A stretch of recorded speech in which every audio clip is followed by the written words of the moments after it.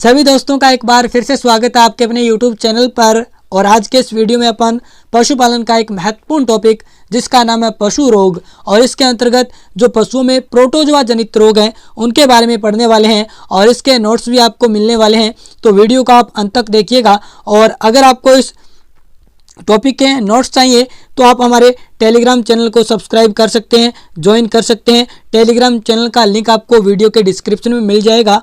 और बात करूं कि जो हमारा टेलीग्राम चैनल है उसका नाम क्या है, तो ये देखिएगा ऐसा कुछ इंटरफेस आपको नज़र आएगा और नाम है पशु परिचर एमसीक्यू क्वेश्चन और 53 सब्सक्राइबर हैं। ठीक है, तो ये चैनल आप ज्वाइन कर लेना। और मैं बात करूं कि आज जो अपन पढ़ेंगे पशुओं में प्रोटोजोआ जनित रोग, उनको अपन पॉइंट बाय पॉइंट समझेंगे और बहुत ही महत्वपूर्ण ये टॉपिक रहेगा। तो अपन आराम से समझते हुए चलेंगे सारी चीज़ें और नोट्स आपको हमारे टेलीग्राम चैनल पे मिल जाएंगे। तो यहाँ पे देखिएगा, सबसे पहले अपन पढ़ते हैं जो पशुओं में होने वाले प्रोटोजोआ जनित रोग। उसमें जो पहला रोग आता है उसका नाम है लाल पानी ज्वर।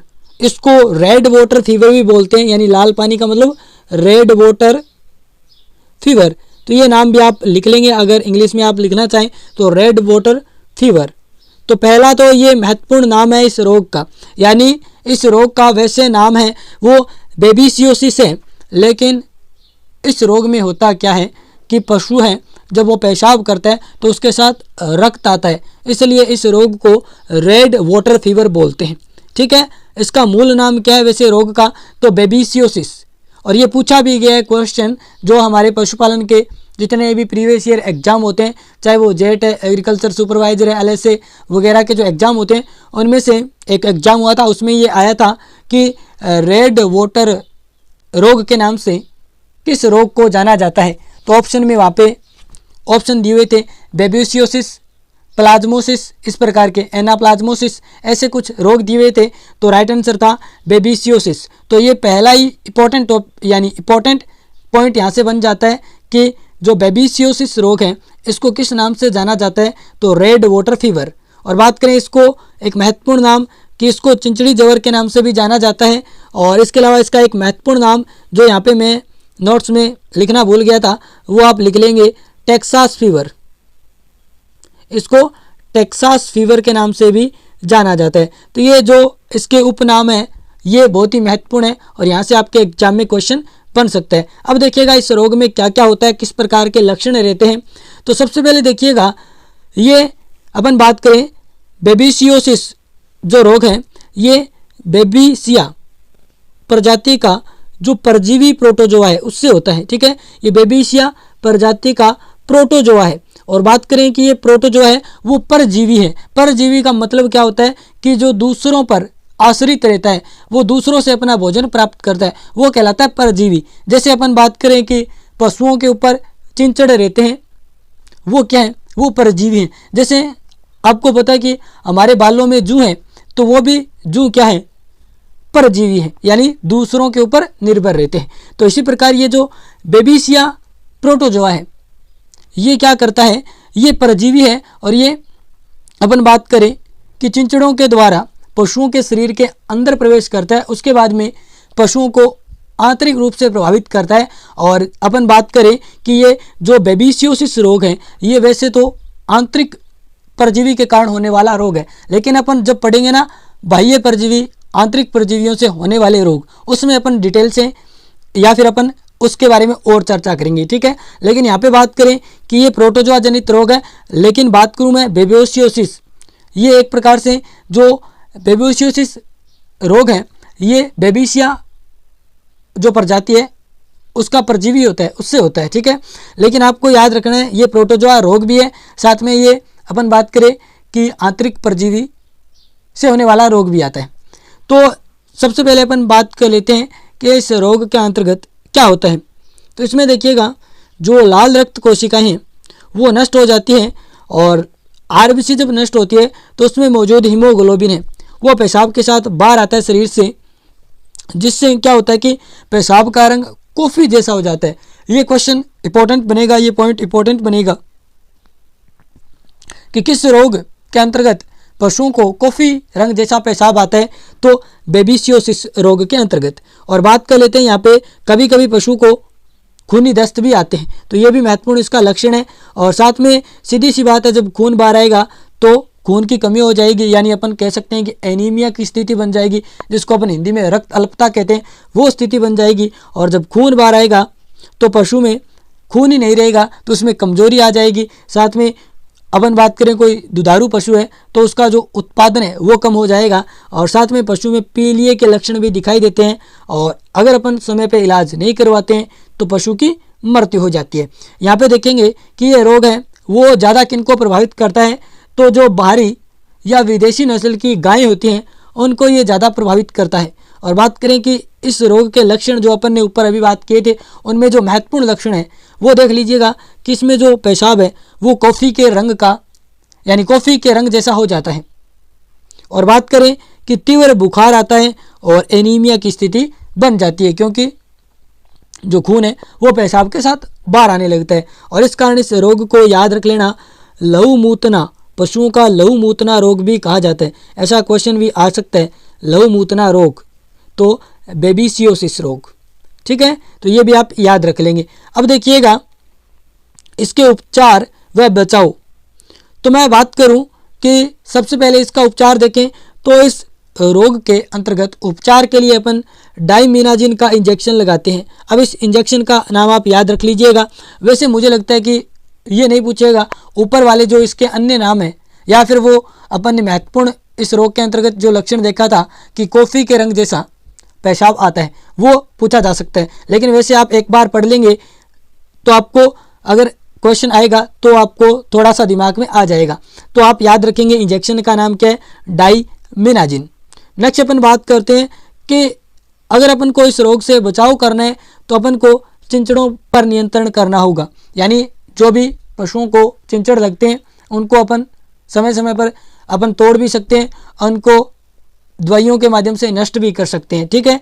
क्योंकि आप सभी को पता है कि चिंचड़ है वो परजीवी के रूप में आता है और एक प्रकार का बाह्य परजीवी है। और याद रखना यही जो चिंचड़ है इनके माध्यम से ये जो प्रोटोजोआ है बेबिसिया, ये पशुओं के शरीर के अंदर यानी रक्त में प्रवेश करता है। क्योंकि चिंचड़ आप सभी को पता है बाह्य परजीवी है और ये क्या करता है, पशुओं का खून चूसता है। जब ये खून चूसता है तो चिंचड़ों के अंदर जो ये बेबिसिया प्रोटोजोआ है ये चला जाता है पशु शरीर में।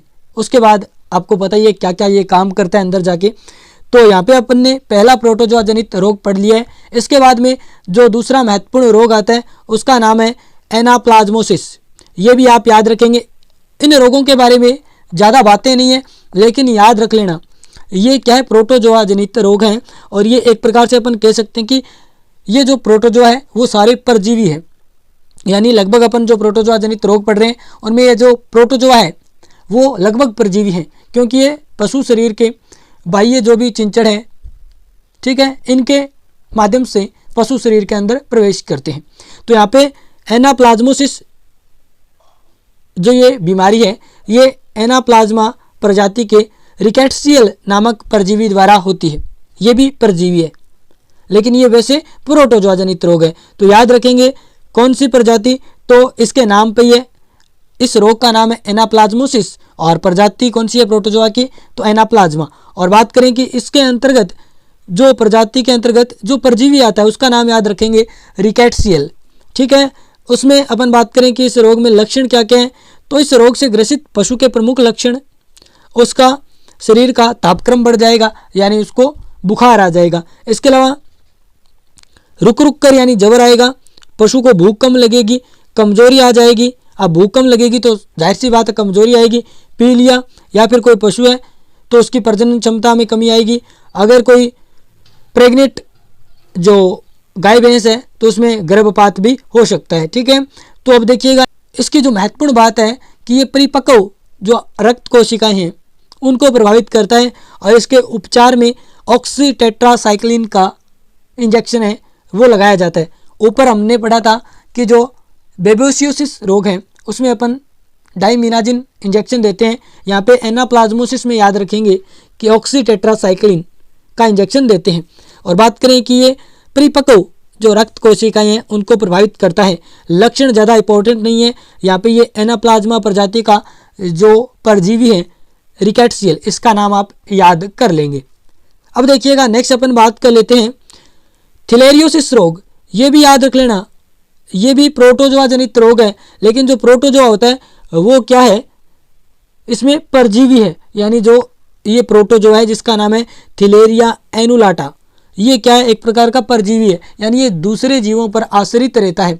तो याद रखेंगे थिलेरियोसिस रोग, थिलेरियोसिस रोग है, इसका जो प्रोटोजोआ है ये परजीवी भी है, यानी ये दूसरों पे आश्रित रहता है। और इसका नाम याद रख लेना थिलेरिया एनुलाटा। ये इंपॉर्टेंट है, एग्जाम की दृष्टि से थिलेरिया एनुलाटा पूछा जा सकता है। वैसे इसके नाम में ही अपन को पता चल जाता है कि थिलेरिया एनुलाटा है, वो थिलेरियोसिस रोग का प्रोटोजोआ है। अपन बात करें कि इसमें महत्वपूर्ण विशेषता, जिस प्रकार ऊपर हमने पढ़ा था कि बेबिसियोसिस रोग में जो पेशाब है वो कॉफ़ी के रंग जैसा आता है, उसी प्रकार इस थिलेरियोसिस रोग में महत्वपूर्ण बात है कि ये देखिए उच्च जवर, ये तो सामान्य है कि रक्त अल्पता आएगी, पीली या कमजोरी, ये तो सामान्य लक्षण है। लेकिन इसमें एक महत्वपूर्ण लक्षण है, वो है लसिका पर्वों के आकार में वृद्धि। यानी अपन बात करें कि जो लिम्फ नोड होती है, लिम्फ नोड, उसमें वृद्धि होती है। अभी मैं आपको दिखाऊंगा कि पशुओं में लिम्फ नोड है, वो देखिएगा यहाँ पे ये क्या होती है, यहाँ पे स्थित होती है लिम्फ नोड, और इसका आकार है वो बढ़ने लगता है। देखिए यहाँ पे थोड़ा सा उबार आपको नजर आ रहा है, अगर फोटो आपको क्लियर नजर आ रही है तो ये जो लिम्फ नोड है उसमें वृद्धि होने लगती है, ठीक है। और बात करें ये इस रोग का महत्वपूर्ण लक्षण है, तो क्वेश्चन ऐसा आ सकता है कि किस रोग के अंतर्गत पशुओं के लिम्फ नोड में वृद्धि, या फिर अपन बात करें लसिका पर्वों के आकार में वृद्धि होती है, तो आप कहेंगे थिलेरियोसिस रोग में। थिलेरियोसिस रोग के बारे में ये महत्वपूर्ण विशेषता है। अब देखिएगा जो चौथा रोग आता है, सबसे महत्वपूर्ण रोग है, ठीक है, जिसका नाम है सर्रा रोग, तिबर्सा रोग, जो आप पढ़ते हैं कि ऊँटों में सबसे ज़्यादा होता है, यानी ऊँटों का मुख्य रोग है। लेकिन याद रखना ये गाय, भैंस, भेड़, बकरी, घोड़ा, इन सब में होता है। लेकिन ये अपन बात करें कि हमारे राजस्थान में भी बात करें तो मुख्य रूप से ये रोग है वो ऊँटों में दिखाई देता है। और आप सभी को पता होगा कि पूरे भारत में सबसे ज़्यादा ऊँट है वो हमारे राजस्थान में है, तो इस कारण राजस्थान में ऊँटों में ये ज़्यादातर रोग दिखाई देता है, और अपन इसलिए कहते हैं कि ये ऊँटों का प्रमुख रोग है। तो ये सर्रा रोग, तिबर्सा रोग, याद रख लेना पश्चिमी राजस्थान में नाम, ये महत्वपूर्ण है कि इसका पश्चिमी राजस्थान में क्या नाम है। तो एक बार आप थोड़ा सा रुकेंगे, कोई चीज़ रह तो नहीं गई है ऊपर। चलिए ये सारी बातें हमने पढ़ ली है। तो देखिएगा जो सर्रा रोग है इसका पश्चिमी राजस्थान में नाम, तो इसमें इसका पश्चिमी राजस्थान में नाम क्या है, गलत्या रोग। यानी सर्रा रोग है ये काफ़ी सालों तक ऊँट में चलता है। ऊँट में एक प्रकार से अपन कह सकते हैं कि ये चिरकालीन रोग के रूप में चलता है, यानी ऊँट को लगभग 2-3 साल तक ये रोग लगातार रहता है। इस कारण इसको तिबर्सा रोग, यानी ये 3 साल तक चलता है, इस कारण इसको तिबर्सा रोग कह दिया जाता है। और पश्चिमी राजस्थान के लोग इस सर्रा रोग को गलत्या रोग कहते हैं, क्योंकि इस रोग के अंतर्गत कोई भी पशु है वो धीरे धीरे गलने लगता है, खाना पीना बंद कर देता है, उसमें तेज जवर है वो आती है और खाना पीना बंद कर देगा। और साथ में अपन बात करेंगे आगे, इसके लक्षण भी पढ़ेंगे, उसमें अपन सारी बातें करेंगे। तो देखिएगा सर्रा रोग में मैं आपको बताऊं कि इसका जो प्रोटोजोआ है वो इंपॉर्टेंट है, पूछा जाएगा। इसका जो प्रोटोजोआ है उसका नाम है ट्रिपेनोसोमा इवेंसाई, यानी सर्रा रोग, तिबर्सा रोग, जिसे पश्चिमी राजस्थान में गलत्या रोग के नाम से जाना जाता है। इसका रोग कारक प्रोटोजोआ का नाम है वो याद रखिएगा ट्रिपेनोसोमा इवेंसाई। अब ट्रिपेनोसोमा से याद रखेंगे टेबेनस, यानी ये टेबेनस मक्खी के कारण फैलता है। याद रख लेना, ये इंपॉर्टेंट है कि सर्रा रोग फैलाने वाली मुख्य मक्खी कौन सी है, तो टेबेनस। इसके अलावा एक और है, लेकिन मुख्य में आप इस टेबेनस मक्खी का नाम याद रखेंगे। इसके अलावा जो दूसरी मक्खी है उसका नाम है स्टोमोक्सिस। तो टेबेनस और स्टोमोक्सिस मक्खी के काटने से ये रोग है वो एक पशु से दूसरे पशु में फैलता है, तो याद रख लेंगे। अब देखिएगा इंपॉर्टेंट अपन इसके लक्षण बात करते हैं।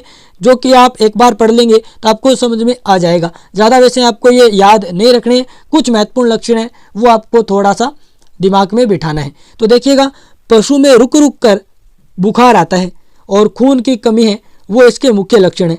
ये देखिएगा, ये तो सारे अपन बात कर सकते हैं कि ज़्यादातर जो रोग है उसमें बुखार आती है। लेकिन अब देखिएगा दूसरा लक्षण कि रोगी जो पशु होता है उसके शरीर के जो निचले पार्ट हैं और इसके अलावा जो पैर हैं उनमें पानी भर जाता है, यानी जितने भी पैर के उत्तक हैं उनमें द्रव भर जाता है।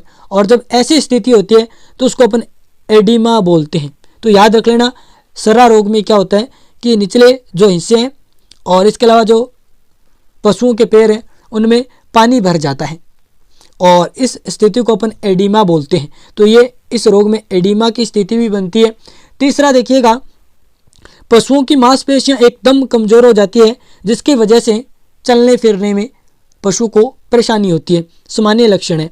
देखिएगा, अपन बात करेंगे कि जो सर्रा रोग है इसके लक्षण है वो 4 चरणों के अंतर्गत अपन देखते हैं। और इसमें जो अपन सबसे जो तीव्र, जिसको अपन पर एक्यूट लक्षण के रूप में देखेंगे, तो पर एक्यूट के लक्षण के रूप में एकदम अचानक पशु को बुखार होगा। इसके अलावा पशु है वो पागलपन सा करने लगेगा और जो भी जिस स्थान पे पशु बंधा हुआ है उसके चारों ओर घूमने लगेगा और अपना सिर है वो या तो दीवार पे अगर पास है या फिर धरती पे या फिर खूंटे पे पटकने लगेगा। तो ये महत्वपूर्ण लक्षण है इस रोग के अंतर्गत। नेक्स्ट देखिएगा, जो 5वां लक्षण है ये भी यहाँ पे कुछ महत्वपूर्ण लक्षण आएंगे। जैसे गर्भवती मादा है तो उस पशु में गर्भपात हो जाता है, लेकिन याद रख लेना पशुओं की आंखों में पानी आने लगता है। और कुछ जो पशु हैं जब उनमें सर्रा रोग होता है तो उनकी आंखों में सफ़ेदी नज़र आती है। इस फोटो में भी आप देख सकते हैं, यहाँ पे भैंस है, इसकी आंख में आपको सफ़ेदी नज़र आ रही है। यहाँ पे ये डॉग में सर्रा रोग हो रखा है तो यहाँ पे इसकी आंख में भी सफ़ेदी आ रखी है। तो इसको याद रख लेना, इंग्लिश में क्या बोलते हैं, कॉर्नियल ओपेसिटी।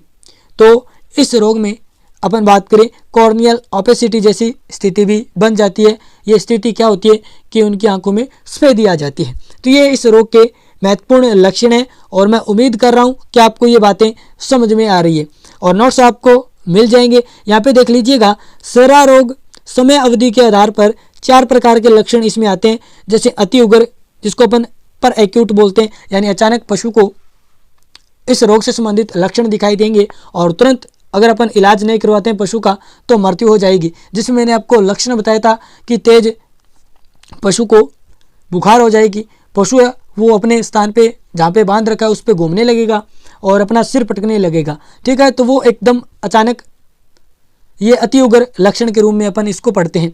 दूसरा देखेंगे तीव्र रोग, तीसरा है कम तीव्र, चौथा है चिरकालीन। ऊँट में ज़्यादातर ये चिरकालीन होता है, यानी लंबे समय तक चलता है। और ऊँट की अपन बात करें कि जो थुई है, थुई का मतलब समझते हो ना, ऊपर जो कुबड़ होता है वो भी धीरे धीरे नष्ट होने लगता है और पशु है वो गलने लगता है, इसलिए पश्चिमी राजस्थान में इसको गलत्या रोग बोलते हैं। तो ये आप 4 समय अवधि के आधार पर लक्षण जो हैं अति उग्र, तीव्र रोग, कम तीव्र, जिसको अपन सब एक्यूट बोलते हैं, क्रोनिक, ये आप याद रखेंगे। नेक्स्ट देखिएगा, सर्रा रोग का उपचार, ये महत्वपूर्ण है। यहाँ पे जो इसमें अपन इंजेक्शन देते हैं वो 2 इंजेक्शन महत्वपूर्ण हैं और पूछे भी जाते हैं।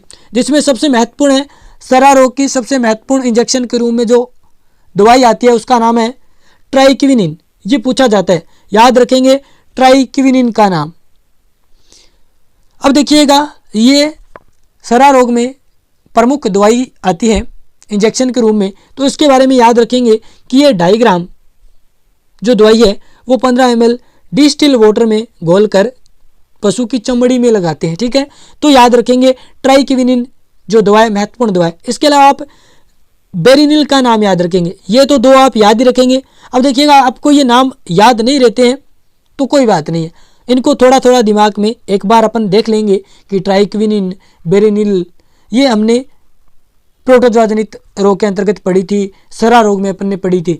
तो अपन को ये लिख के नहीं आने, अपन को तो 4 ऑप्शन आएंगे उसमें देखना है, वो पूछेगा सर्रा रोग की प्रमुख दवाएं, तो कहीं ना कहीं आपको ये ट्राइक्विनिन पूरा नाम याद नहीं, ऑप्शन में ये नाम आपको लिखा हुआ मिल जाएगा। तो अपन को ज़्यादा प्रेशर नहीं लेना है कि अपन को याद ही रखना है। एक बार अपन चीज़ों को दिमाग में बिठा लेंगे तो अपन जब ऐसा क्वेश्चन आएगा और ऑप्शन अपने सामने आएंगे तो अपने माइंड में ऑटोमेटिक क्लिक हो जाएगी चीज़ें। तो आप याद रखेंगे ट्राइक्विनिन और बेरिनिल, ये महत्वपूर्ण इंजेक्शन है, ठीक है। इसके अलावा आप अगर नाम याद रखना चाहें या फिर इनको एक बार पढ़ लेंगे तो भी आपको ये थोड़े बहुत याद रह जाएंगे।